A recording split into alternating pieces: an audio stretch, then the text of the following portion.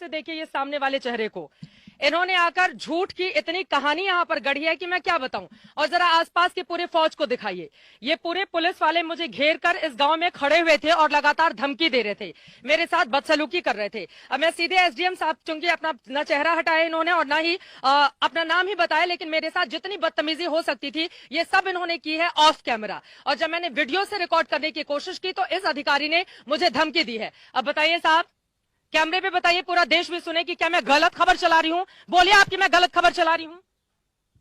आप बोलिए कि मैं गलत, आप सिर्फ मुझे धमकी नहीं दे सकते ना, आप पूरे देश को बताइए कि मैं गलत खबर चला रही हूं।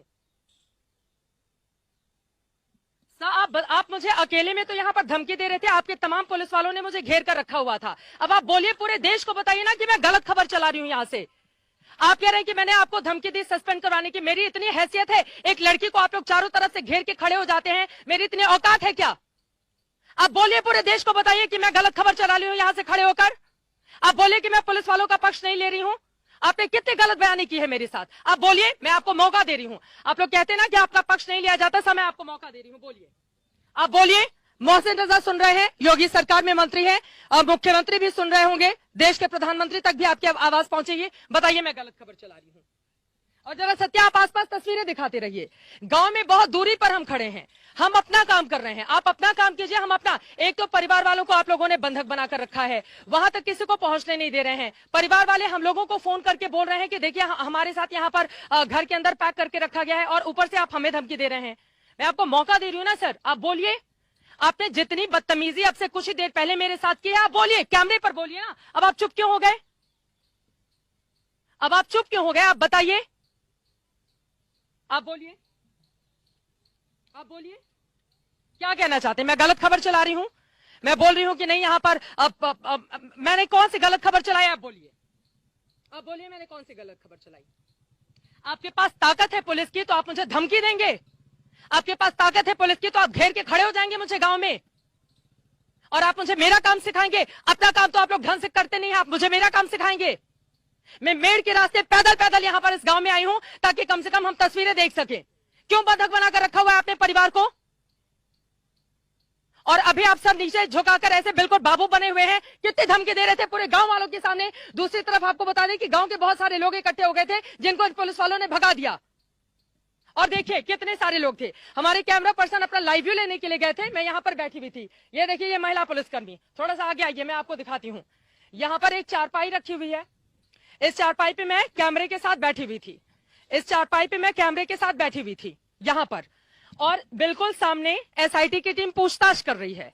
मैं यहां पर बैठकर वेट कर रही थी, हमारे कैमरा पर्सन आए, वहां पर पुलिस जाने की इजाजत नहीं दे रही है, तो कम से कम लोकेशन के क्लोज में आकर हम बता सके कि आखिर पूरे मामले की सच्चाई है क्या, क्योंकि वो तस्वीर देश के सामने आनी चाहिए।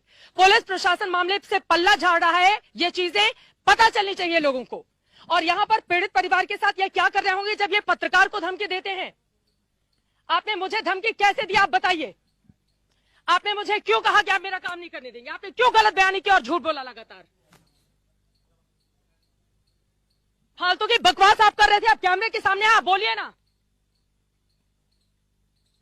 आप मुझे इतनी धमकी दे रहे थे पूरी पुलिस फोर्स के सामने, आपने कितना भला बुरा मुझे कहा, सिर्फ आपने मुझे गाली नहीं दी, बाकी आपने सब कुछ कह लिया।